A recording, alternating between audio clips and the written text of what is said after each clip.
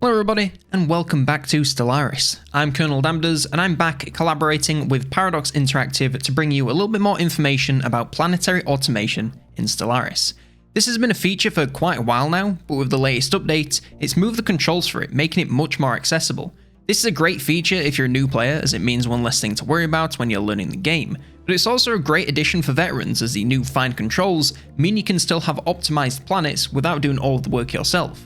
But just in case you're the former, we'll start with the basics. So there are many forms of automation in Stellaris, but for planets in particular, automation takes a huge amount of work off of your plate.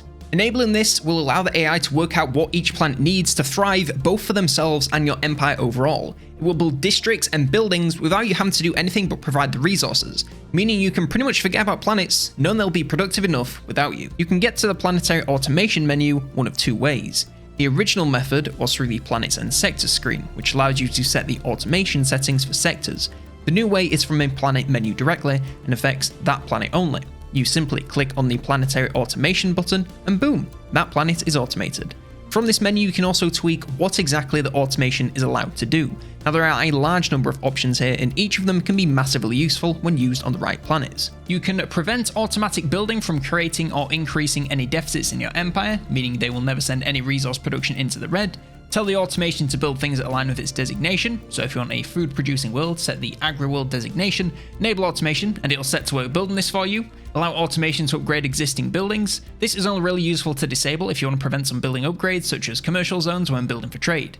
Let automation manage amenities, meaning it will ensure enough are being produced from buildings as well as prioritizing jobs to keep your planets happy.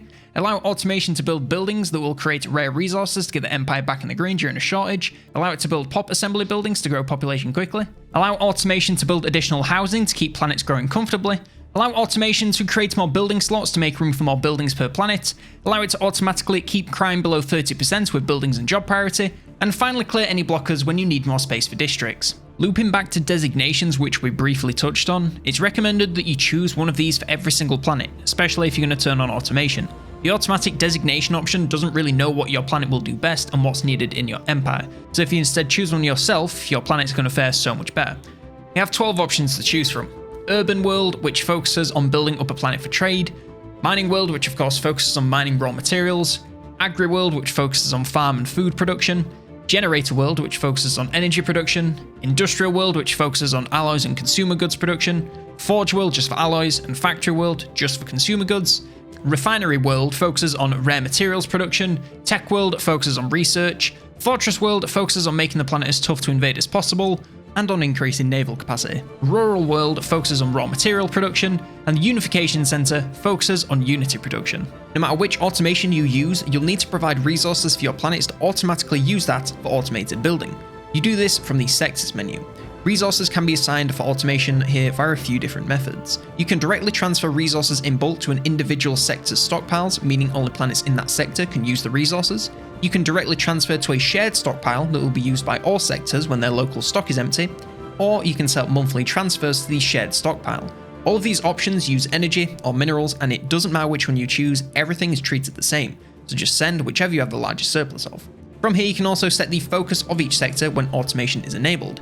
This is kind of like the designations but a little bit more general, instead focusing on the raw output of the sector rather than the actual buildings on each planet. It also gets completely overwritten when you choose designations yourself, so it isn't quite as important when you're doing this, which you always should be. You have 5 options for this. Balanced, which aims to make planets produce equal amounts of everything. Production focused, which concentrates on raw resources like food, minerals and energy. Manufacturing focused, which concentrates on alloys and consumer goods. Research, which concentrates on, research output for all 3 of the sciences. And Unity focus, which concentrates on making as much Unity as possible.